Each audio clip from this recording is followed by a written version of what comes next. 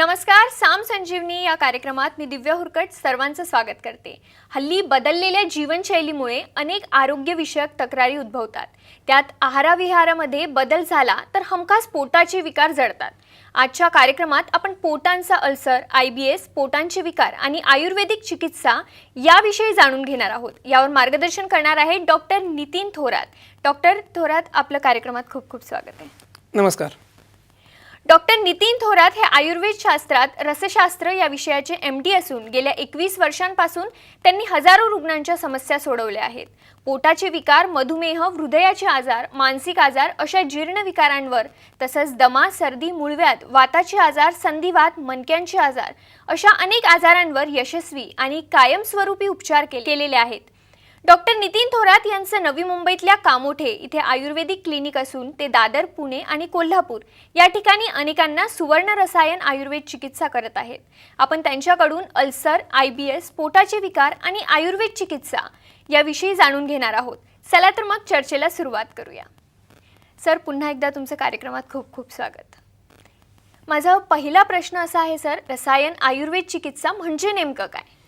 Basically सुवर्ण रसायन आयुर्वेद चिकित्सा हे आपल्या आयुर्वेद शास्त्रातलं एक आत्ताचं अपग्रेडेड व्हर्जन असं आपण त्याला म्हणू शकतो.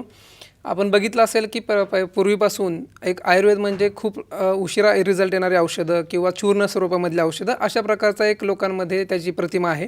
आणि त्या प्रतिमेला छेद देत सुवर्ण रसायन आयुर्वेद चिकित्सा याच्यामध्ये आयुर्वेदीय रसशास्त्रांचा वापर करून, म्हणजे लोह आहे किंवा सुवर्ण धातू आहे, खनिजे आहेत वेगवेगळ्या प्रकारचे आणि त्यांची भस्म आणि वनस्पती ह्या दोघांचा संयोग करून वेगवेगळ्या आजारांवरती उपयोगी पडतील आणि लवकरात लवकर त्याची औषधाची उपचार होऊन रुग्ण त्यातून बरा होईल या दृष्टिकोनातून त्यांची संरचना निर्माण केलेली आहे. आणि त्या एकूण चिकित्सेला किंवा पद्धतीला आपण आयुर्वेद सुवर्ण रसायन चिकित्सा पद्धती असं नाव दिलेलं आहे. नक्कीच. हे जे पोटाचे विकार आहेत, IBS आहे, अल्सर आहे, यावर हे कसं उपयोगी ठरू शकतं? बेसिकली कसं आहे की पोटाचे विकार, IBS, अल्सर हे एकाच माळेचे सगळे मणी आहेत. म्हणजे जर ज्याचं अग्निमांद्य हे त्याचं मेन कारण आहे. पोटामध्ये जठराग्नी व्यवस्थित नसणं, म्हणजे पचनसंस्था व्यवस्थित काम न करणं, याच्यावरती जर आपल्या शरीरामध्ये जर चेंजेस निर्माण झाले, बदल निर्माण झाले, तर त्याच्यापासून आपल्याला हे वेगवेगळे अल्सर असेल, IBS असेल किंवा इतर आणखीन आतड्यांचा कॅन्सर असेल, ह्यासारखे आजार मोठे दुर्धर निर्माण होतात. ह्या सगळ्या आजारामध्ये आजच्या घडीला ॲलोपॅथिक सायन्समध्ये फारच लिमिटेड स्कोप आहे. तसं बघितलं तर गॅस्ट्रोएंटरोलॉजिस्टमध्ये जर आपण डिपार्टमेंटमध्ये बघितलं तर वेगवेगळ्या आतड्यांच्या आजारावरती असतील किंवा श्वसन संस्था असेल, अन्नव संस्था असेल, याच्यावरती वेगवेगळे जे आजार निर्माण होतात, ह्या आजारांवरती फक्त अँटॅसिड्स असतील किंवा विविध प्रकारची जी औषधं आहेत ती एका लिमिटेड स्कोपमध्ये काम करतात. आयुर्वेदामध्ये मात्र तसं नाही आहे. आपली पद्धती जी आहे सुवर्ण रसायन औषधी उपचार पद्धती, ह्याच्यामध्ये नॅनो टेक्नॉलॉजीने बनवलेली जी औषधं आहेत ती अल्सरेशन असेल, आतड्यांना पडलेले जे व्रण असतील किंवा जखमा असतील, त्याचप्रमाणे वेगवेगळ्या प्रकारचे पेप्टिक अल्सर असतील, त्यानंतर गॅस्ट्रोइंटेस्टिनल अल्सर्स असतील, पित्ताचा साधा आजार असतील, ह्या सगळ्यांवरती हे जी सुवर्ण रसायन उपचार पद्धती आहे ही द्रुतगतीने म्हणजे फास्ट वेगाने काम करते. आणि त्याच्यामुळे ह्या सगळ्या इंटेस्टिनल डिसीजेसमध्ये पर्टिक्युलरली आपलं जे सुवर्ण रसायन आयुर्वेद उपचार आहे हे खूप छान पद्धतीने काम करतं. नक्कीच सर. आता तुम्ही सांगितलं हे पोटाचे जे उपचार आहेत आणि हे पोटाशी रिलेटेड हे सगळे उपचार आहेत, मात्र नेमके पोटाचं अल्सर किंवा IBS याबद्दल खरं तर खूप माहिती नाही आहे सगळ्यांना, तर त्याबद्दल काय सांगाल? पोटाचा विकार एक जनरली साधारण लोकांमध्ये कसं आहे की पोट बिघडणं, म्हणजे पोट जाम होणं किंवा टॉयलेटला न होणं असेल, त्याचप्रमाणे गॅसेस होणं असेल, ॲसिडिटी म्हणजे छातीमध्ये जळजळ असेल, गॅस धरणं असेल, पोट दुखणं असेल, ह्या सध्या साधारण लक्षणांकडे लोक पोटाचे विकार म्हणून बघतात. माझ्या मते ही जी पोटाचे विकार ही जी संकल्पना आहे ही खूप मोठी आहे आणि ह्याची सुरुवात आपल्या मुखकुहारापासून, म्हणजे तोंडापासून ते गुदकुहारापर्यंत, म्हणजे संडासच्या जागेपर्यंत हा एवढा मोठा ट्रॅक मधील जेवढ्या काही चेंजेस शरीरामध्ये होत असतात त्याचा परिपाक म्हणून आपल्याला हे सगळे आजार असतील, अल्सर, त्यानंतर IBS म्हणजे इरिटेबल बाउल सिंड्रोम, ज्याच्यामध्ये पेशंटला वारंवार शौचास होते आणि झाल्यासारखी वाटते परंतु ती पूर्ण होत नाही, आव पडते किंवा शेम पडते असं पण त्याला म्हणू शकतो. त्याच्या पुढे जाऊन आणखीन हाच आजार कायमस्वरूपी पोटामध्ये राहिल्यानंतर त्यापासून पुढे मूळव्याध किंवा त्याच्यामध्ये आपण फिशर आहे, फिश्चूल आहे यासारखे दुर्धर गुदव्याधीचे निर्माण होतात. या सगळ्या पोटाच्या विकाराच्या संकल्पनेमध्ये मेन जो आपण विचार केला तर तो जठराग्नी असतो, म्हणजे आपली पाचकाग्नी. ज्याच्या शरीरामध्ये पाचकाग्नी हा चांगला काम करतो त्याच्या शरीरामध्ये कुठलाही आजार पोटाचा पर्टिक्युलरली हा होत नाही. म्हणजे ज्याचं पचनसंस्था चांगली काम करते, ज्याच्यामध्ये पचन व्यवस्थित होतं, त्याच्यापासून व्यवस्थित जो सारभाग तयार होतो आणि किट्ट भाग तयार होतो. म्हणजे सारभाग म्हणजे शरीराला पोषक भाग आणि किट्ट भाग म्हणजे शरीराचा वेस्टेज भाग, की जो टॉयलेट, मूत्र आणि स्वेद म्हणजे घाम ह्या वाटे शरीराच्या बाहेर टाकले जातात.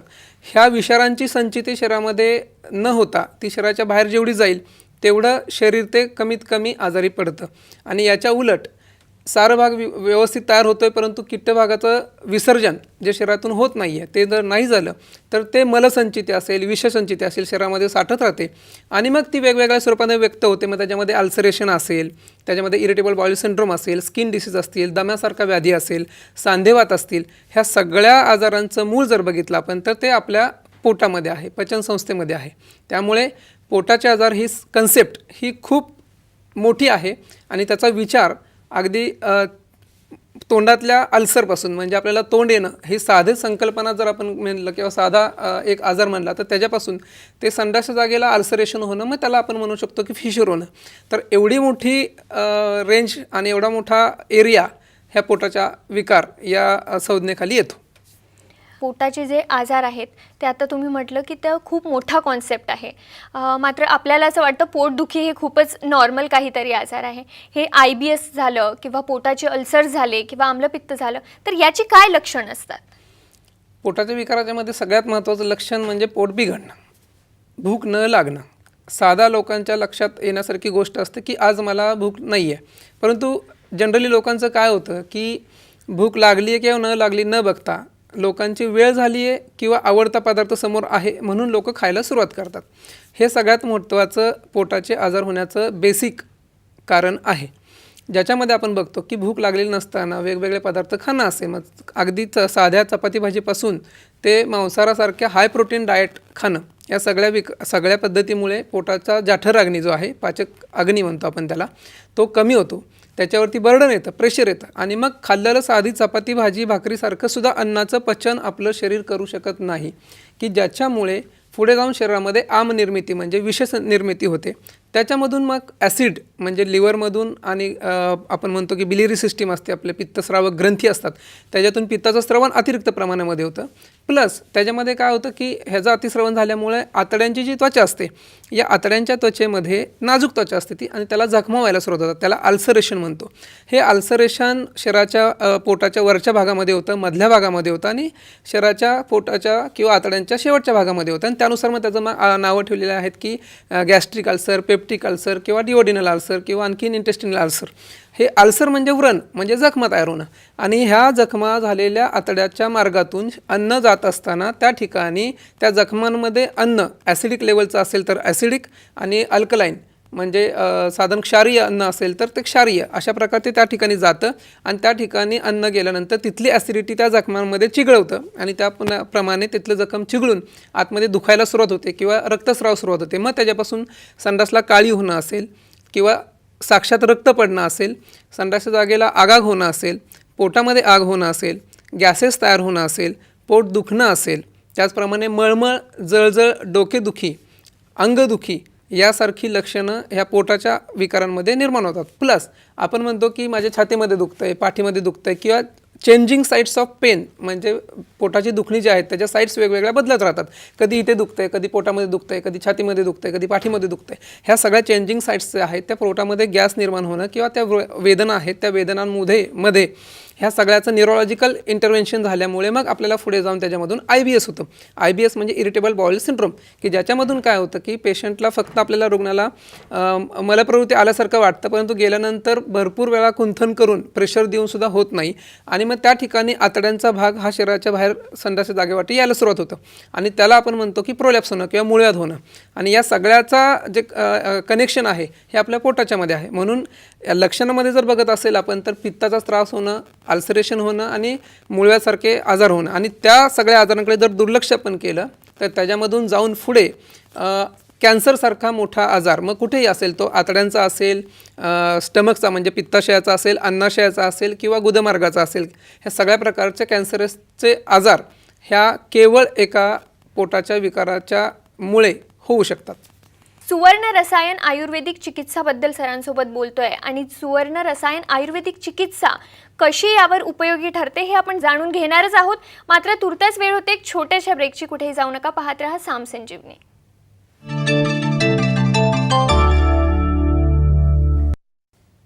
साम संजीवनीमध्ये ब्रेकनंतर तुमचं पुन्हा एकदा स्वागत. पोटाचे विकार व त्यावर आयुर्वेदिक चिकित्सा याबद्दल आपण सरांसोबत चर्चा करतोय आणि या विषयावर मार्गदर्शन करण्यासाठी आज आपल्यासोबत आहेत doctor Nitin Thorat sir. Sir, माझा पुढचा प्रश्न आहे की हे सगळे आजार होण्याचे, पोटाचे विकार होण्याची नेमकी कारणं काय असतात? पोटाचे विकार मी मगाशी सांगितल्याप्रमाणे अल्सर असेल, पेप्टिक अल्सर असेल किंवा IBS असेल किंवा इतर आणखीन कॅन्सरसारखे मोठा विकार असतील, ह्या सगळ्याच्या पाठीमागं जर आपण कारणांचा विचार केला तर खूप छोट्याशा कारणांपासून ते अगदी खूप मोठ्या मानवी चुकांमुळे ह्याच्यामध्ये पोटांचे विकार किंवा हे अल्सर निर्माण होऊ शकतात. पहिलं कारण म्हणजे आहे सगळ्यात महत्त्वाचं म्हणजे मगाशी मी सांगितल्याप्रमाणे अग्निमांद्य, म्हणजे भूक लागलेली नसताना अन्नपान घेणं किंवा अन्न जिरण्यापूर्वी अन्नपान घेणं हे त्याचं महत्त्वाचं कारण आहे. त्याचप्रमाणे वेगवेगळ्या प्रकारचे उष्ण पदार्थ आणि तिखट पदार्थ, क्षारीय पदार्थ यांचा वापर भरपूर प्रमाणामध्ये करून जेवणामध्ये असणं. त्याच्यामध्ये आपण म्हणू शकतो की हिरव्या मिरच्यांची चटणी असेल किंवा आंबवलेले पदार्थ असतील, त्याच्यामध्ये इडली, डोसा, उत्तप्पा ह्यासारखे पदार्थ असतील, ह्यांचा भरपूर प्रमाणे वापर, वेपर्स असतील, त्याचप्रमाणे फरसाण ह्यासारख्या गोष्टींचा दररोज जेवणामध्ये वापर, सॉल्टी डाएट आपण म्हणतो ह्याला. तसेच वारंवार चहा पिणं, म्हणजे आपण कॉर्पोरेट सेक्टरमध्ये काम करत असताना सतत आपल्याला एनर्जी राहावी किंवा लिथार्जपणा जो असतो आपला तो निघून जावा म्हणून आपण सतत चहा किंवा कॉफीचं सेवन करत असतो आणि ते सुद्धा एकदम कडक. सो तो एक महत्त्वाचं कारण आहे, आपण बघायला मिळतं. त्याचप्रमाणे मांसाहार अतिप्रमाणामध्ये करणं किंवा वारंवारिता ह्या सगळ्या पदार्थांची जास्त असणं. कोरडा जो अन्नपदार्थ आहेत, बिस्किट किंवा खारी टोस्ट मैद्याचे पदार्थ आहेत की ज्याच्यामध्ये पाणी सक करण्याचे किंवा शोषून करण्याचे जास्त त्या पदार्थामध्ये गुणधर्म असतो, अशा पदार्थांचं वारंवार सेवन करणं. त्याप्रमाणे शिळं अन्न आता असं नाही होत की बाबा चपाती आजची शिळी खाल्ली उद्या सकाळी तर ती शिळीच होते, परंतु त्याचबरोबर आपण जे म्हणतो की फ्रोझन डाएट किंवा पॅक्ड फूड जे असतं ते सुद्धा आम्ही शिळं, आयुर्वेद हे संकल्पनामध्ये शिळं अन्न, पॅक्ड फूड असतं ते सुद्धा शिळं अन्न या संकल्पनेमध्ये होतं, त्याचं वारंवार सेवन करणं असेल. तसेच वेगवेगळ्या प्रकारचे औषधं असतात की ज्याच्यामध्ये डायबिटीसची औषधं असतील, हृदयाच्या वरची औषधं असतील किंवा इतर कुठल्याही आजाराची औषधं असतील, TBची औषधं असतील, ह्यांचं वारंवार सेवन किंवा जास्त दिवस सेवन करणं याचा इम्पॅक्ट आपल्या शरीरावरती, अन्ननलिकेवरती असेल, आतड्यांवरती होतो, त्याच्यापासून पित्ताची निर्मिती होते. तसेच वेगवेगळ्या प्रकारची व्यसनं, त्याच्यामध्ये तुम्ही स्मोकिंग असेल, वारंवार ड्रिंकिंग असेल, आणखीन एक व्यसन असतं ते म्हणजे सतत व्हॉट्सअपवरती किंवा मोबाईलवरती बसणं की ज्याच्यामध्ये मनाचं आणि आपल्या शरीराचं कनेक्शन हे कुठंतरी चुकतं किंवा बिघडतं आणि त्याच्यामधून मग काय असतं की खाल्लेलं अन्न प्रॉपरली शरीरामध्ये डायजेस्ट होत नाही, त्याच्यामधून मग वेगवेगळ्या प्रकारचे पोटाचे विकार, जसं मी सांगितलं मगाशी त्याप्रमाणे, अगदी ते तोंड येण्यापासून ते कॅन्सर होण्यापर्यंत एवढे मोठे रेंजमध्ये आजार व्हायला सुरुवात होते आणि त्याच्याकडे आपण दुर्लक्ष करतो. ॲलोपॅथिक शास्त्रामध्ये ह्याच्यामध्ये लिमिटेड आहे, मग त्याच्यामध्ये वेगवेगळ्या स्कोपी असतात की बाबा वरून नळी घातली पोटातून किंवा संडासच्या जागेतून नळी घातली आणि मग तपासणी केली, मग त्याच्यामध्ये सापडतं काय, फक्त आतमध्ये अल्सर झाले एवढंच सापडतं. पण त्याची कारणं काय आहेत, त्याची लक्षणं काय आहेत, त्याच्यावरती उपचार काय आहेत, याचा कुठलाही सांगोपांग विचार होत नाही किंवा ट्रीटमेंट होत नाही. आणि मग एकदा ते प्रकरण वाढलं की मग आपण कॅन्सर झालं किंवा इतर झालं मग आपण त्याच्याविषयी लगेच काळजी करायला लागतो. पण वेळीच जर आयुर्वेदिक ट्रीटमेंट चालू केली तर हे पहिल्या स्टेजपासून ते अगदी शेवटच्या स्टेजपर्यंत आपल्याला आजारापासून आपल्याला स्वतःचं शरीर वाचवता येऊ शकतं. या सगळ्या कारणांचा जर योग्य पद्धतीने वापर केला, योग्य पद्धतीने आहार, निद्रा म्हणजे झोप व्यवस्थित आणि ब्रह्मचर्य ह्या 3 गोष्टींचं जर पालन केलं तर पोटाचे किंवा कुठलेच आजार होण्याची शक्यता ही मिनिमाइज होऊन जाते, कमीत कमी होऊन जाते. या आजारांपासून आपल्या शरीराला आपल्याला वाचवता येतं हे खरं आहे, पण हे आजार झालेच तर मग त्यावर आपली ही सुवर्ण रसायनशास्त्र चिकित्सा जी आहे, आयुर्वेदिक चिकित्सा, ही कशी उपयोगी ठरते? या सगळ्या गोष्टींचा आता आपण विचार केला की त्याच्यामध्ये पेशंट आमच्याकडे आल्यानंतर आम्ही त्याचं पहिल्यांदा ॲनालिसिस करतो, त्याच्यामध्ये त्याचं प्रकृती परीक्षण येतं, त्याचं वेगवेगळ्या प्रकारचे पोटाच्या तपासण्या होतात ज्या आयुर्वेदिक पद्धतीने केल्या जातात. नाडी परीक्षण होतं. या नाडी परीक्षण झाल्यानंतर प्रश्न परीक्षा असते. त्याच्यामध्ये त्याचा आहार काय आहे, विहार काय आहे, जन्म ठिकाण काय आहे, जन्मची तारीख काय आहे, कालावधी कुठला होता, या सगळ्याचा ॲनालिसिस करून त्याच्या शरीराचं प्रकृती निश्चितकरण केलं जातं आणि आजाराची प्रकृती निश्चित केलं जातं. या दोघांच्या प्रकृती निश्चितीकरण करून मग त्याच्यावरती आपली सुवर्ण रसायन उपचार पद्धती आहे ती केली जाते. त्याच्यामध्ये वेगवेगळ्या प्रकारचे काढे असतात, टॅबलेट्स असतात, चूर्ण असतात. त्याचप्रमाणे वेगवेगळ्या प्रकारचे पंचकर्माचे थेरपीज ज्यांना आजाराची तीव्रता ही जास्त आहे, इंटेन्सिटी, त्याच्यामध्ये आपण पंचकर्म जे आहेत वमन, विरेचन, बस्ती, रक्तमोक्षण, नस्य ह्या प्रकारचे आणि उपकर्म जे आहेत ती केली जातात. याच्यामध्ये कुठेही शरीर पेशंटला ॲडमिट करून ठेवण्याची गरज नसते. आपण त्याचा प्रोटोकॉल तयार केलेला आहे. त्या प्रोटोकॉलमध्ये पेशंटला घरच्या घरीसुद्धा औषधं घेऊ शकतात. तुम्ही आता स्क्रीनमध्ये जर बघत असाल तर तुमचे कुठलेही प्रॉब्लेम्स तुम्ही आम्हाला आमचा जो व्हॉट्सअप नंबर आता स्क्रीनवरती दिसतो आहे त्याच्यामध्ये जर तुम्ही आम्हाला लिहून पाठवलं तर आम्ही तुम्हाला त्याच्यावरती जे उपचार आहेत ते घरपोच करण्याची सुद्धा व्यवस्था आपण केलेली आहे. की आता कोविडचा कालावधी जर बघितला तर त्याच्यामध्ये उपचारांच्या ठिकाणी प्रत्येक वेळेस पेशंटला पोहोचता येतच असं नाही आहे आणि त्यामुळे त्याच्या अनुषंगाने आम्ही व्हॉट्सअपवरती त्याचे ॲनालिसिस करून केस प्रेझेंटेशन करून केस तयार करून त्याला उपयोगी कुठल्या औषधं आहेत त्याप्रमाणे औषध उपचार करून आपण त्याला बरं करण्याचा नक्की प्रयत्न करतो. मला भेटलात ही सगळी गोष्ट चांगलीच आहे, परंतु अगदीच शक्य होत नसेल तर मात्र आपण व्हॉट्सअपवरती तुम्ही ज्या नंबर आता फ्लॅश होतो आहे त्याच्यावरती आमच्याशी कॉन्टॅक्ट करू शकता. नक्कीच. तर जे स्क्रीनवर नंबर फ्लॅश होत आहे सध्या त्यावर तुम्ही सरांना तुमचे प्रश्न विचारू शकता आणि त्याचे उत्तर आणि उपचार सर तुम्हाला त्यावर सांगतील. सर, माझा पुढचा प्रश्न असा आहे, आता तुम्ही पोटाच्या विकारावर हे उपचार सांगितले आयुर्वेदिक चिकित्साचे, मात्र पोटांच्या विकाराशिवायही हे उपचार दुसऱ्या आजारांवरही करू शकतात का? हो, नक्कीच. आयुर्वेदामधले खरं तर आयुर्वेद हे असं शास्त्र आहे की आपण आत्ता जर बघितलं तर निसर्गामधली कुठलीही गोष्ट जी आहे ती कुठलीही दुरुपयोगी नाही आहे. त्याचा जर प्रॉपरली उपयोग करून घेतला तर प्रत्येक गोष्ट आपल्याला कुठल्या ना कुठल्या माध्यमातून उपयोगी पडते. अगदीच बघायचं म्हणलं तर प्रत्येक वनस्पती आहे, त्याचप्रमाणे वेगवेगळे क्षार आहेत, धातू आहेत. तर या सगळ्यांचा उपयोग आजाराच्या बाबतीमध्ये करायचं जर म्हणलं तर सांधेदुखी आहे, दमा आहे, स्किनचे आजार आहेत, त्याचप्रमाणे लहान मुलांचं दमा आहे, लहान मुलांची तब्येत वाढत नाही किंवा ओबेसिटी आहे, मोठ्या माणसांची ओबेसिटी आहे, हार्ट डिसीज आपण म्हणू शकतो, डायबिटीससारखा प्रचंड सध्या भारतामध्ये किंवा ग्लोबली वाढणारा आजार आहे. या आजारावरती सुद्धा कुठल्याही प्रकारचं आयुष्यभर औषधं घ्यावी लागत नाहीत अशा ट्रीटमेंट्स आयुर्वेदामध्ये उपलब्ध आहेत. त्याचप्रमाणे वेगवेगळ्या प्रकारचे मोठमोठे कॅन्सर्स असतील. कॅन्सर हे नाव ऐकायला खूप मोठं आहे, परंतु त्याचं जर वेळेत निदान केलं, वेळेत त्याची चिकित्सा केली तर तो पण आजार बरा होण्यासाठी किंवा त्या स्टेजेस पुढं जाण्यापासून वाचण्यासाठी आपल्याला आयुर्वेदाची ट्रीटमेंट उपयोगी पडते.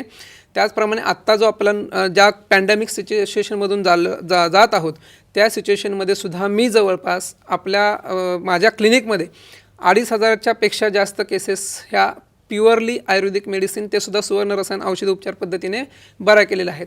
सांधेवात आहे, मणक्यांचे आजार आहेत, मानदुखी, पाठदुखी, कंबरदुखी आहे, इनफर्टिलिटी आपण म्हणू शकतो ज्याच्यामध्ये स्त्रीबंध्यत्व, ज्याच्यामध्ये PCOS आहे, गर्भ न राहणे आहे, वारंवार गर्भपात होणं असेल, पाळीच्या तक्रारी असतील. त्याचप्रमाणे पुरुषांमधील जे आहे रेक्टल डिस्फंक्शन असेल किंवा इतरही आपण ॲझोस्पर्मिक कंडिशन, ऑलिव्हिक कंडिशन ज्याच्यामध्ये शुक्राणूंची संख्या कमी असेल, तर अशा वेगवेगळ्या कंडिशन्समध्ये परिपूर्ण पद्धतीने आणि प्युअरली आयुर्वेदिक उपचार आपण करत असतो. तर पोटाच्या विकारांशिवायही आयुर्वेदिक चिकित्सा उपचार करतात. डॉक्टर नितीन थोरात सरांनी एक उपचार केलेल्या रुग्णाचा व्हिडिओ आपल्याकडे आहे, तो आपण बघूयात. मला 1 वर्षापूर्वी IBS हा डिसीज झालेला. तर त्या डिसीजसाठी मी खूप ट्रीटमेंट घेतल्या. मी ज्या ट्रीटमेंट घेतलेल्या त्या सर्व ॲलोपॅथी होत्या, पण त्या ट्रीटमेंटचा मला काहीच फरक पडला नाही. जरी फरक पडला तरी तो टेम्पररी पडायचा. नंतर माझा आजार मूळ जसा होता तसंच मला त्रास व्हायचा त्या आजाराचा. फरक पडला तरी तो टेम्पररी पडला. पण नंतर मग मी कंटाळून डॉक्टर नितीन थोरात यांच्याकडे आले. ॲड्रेस सर्च करून गुगलवर आणि त्यांच्या तिथे आयुर्वेदिक ट्रीटमेंट घेतली. आयुर्वेदिक ट्रीटमेंट घेतल्यानंतर मला 1 महिन्यातच म्हणजे फरक पडला त्या आजारापासून. आणि आता माझी ट्रीटमेंट कम्प्लीट झालेली नाही, चालू आहे. पण मला चालू ट्रीटमेंटमध्ये जवळजवळ 70% फरक पडलेला आहे. त्यामुळे मी डॉक्टर नितीन थोरात यांची खूप आभारी आहे. आणि औषधं दिली, परंतु फरक पडायचा पण तात्पुरताच. आणि औषधं बंद झाली की परत ते सुरू व्हायचं दुखणं. त्यानंतर मी गुगलवर सर्च केलं आणि डॉक्टर नितीन थोरात कामोठे यांचं नाव बघितलं आणि दुपारी 12 वाजता यांच्याकडे आलं. तारीख मला तर आठवत नाही पण आणि आम्हाला त्यांनी जवळजवळ 1 तासभर अतिशय आमचं चांगलं ब्रेन वॉश केलं आणि आम्हाला व्यवस्थित समजावून सांगितले रोगाला. आमच्या मुलगीला वाटत होतं या रोगावर उपचारच नाहीत, परंतु त्यांनी सांगितलं आम्हाला की आमच्या आयुर्वेदात या रोगावर उपचार आहे. सांगण्याप्रमाणे पंचकर्मा केलं आणि जवळजवळ 7 ते 8 दिवसात माझ्या मुलगीला जरा बराच थोडा फरक 10-20% फरक पडत चालला आणि आता जवळजवळ बऱ्यापैकी म्हणजे जवळजवळ 60 ते 70% मुलगीला फरक. अजून ट्रीटमेंट चालू आहे पण आम्हाला ह्या डॉक्टरांपासून बराचसा रिलीफ मिळालेला आहे. आम्ही वेळोवेळी जिकडे जाऊ तिकडे आम्ही सांगत असतो. आम्हाला बरेच नाते म्हणतात मग ह्या डॉक्टरकडे जाऊया, त्या डॉक्टरांकडे नाही, ह्या डॉक्टरांचा आम्हाला बराचसा फरक आहे आणि ट्रीटमेंट चालू आहे. म्हणजे बराचसा रिलीफ मिळालेला आहे. त्याबद्दल मी या डॉक्टरांना अतिशय चांगल्या प्रकारे धन्यवाद देतो. सुवर्ण रसायन चिकित्सा ही कशी उपयोगी ठरते हे आत्ताच आपण बघितलेलं आहे. तुम्हालाही या विकारावर उपचार करायचा असेल, पोटाचे काहीही विकार असतील तर सध्याचे नंबर फ्लॅश होत आहेत, त्यावर तुम्ही सरांशी संपर्क करू शकता आणि सरांना भेटही देऊ शकता. सर, जाता जाता अगदी शेवटचा मिनिट आपल्याकडे आहे, जाता जाता आमच्या प्रेक्षकांना काय सल्ला द्याल? पोटांच्या विकारामध्ये जर विचार केला तर मी सांगितल्याप्रमाणे सर्व रुग्णांनी पथ्याची जी आहे उपाययोजना ती करावी. पथ्यपाणी सांभाळावं. आपल्याला एक सवय असते की समोर दिसलंय, आवडतंय किंवा वेळ झाली म्हणून आपण खात सुटतो, तर ते तसं न करता आपल्या शरीराची गरज काय आहे, म्हणजे जिभेचे चोचले पुरवायचे आहेत का शरीराला गरजेचे असलेले पदार्थ खायचे आहेत, ह्या अगोदर सारासार विचार करावा. नक्कीच सर. सर, तुम्ही इथे आला आणि आमच्या प्रेक्षकांना इतकं छान असं मार्गदर्शन केलं पोटाच्या विकारावर आणि बाकीही सगळ्या शारीरिक तक्रारींवर तुम्ही इतकं छान मार्गदर्शन केलं, त्याबद्दल तुमचे खूप खूप आभार.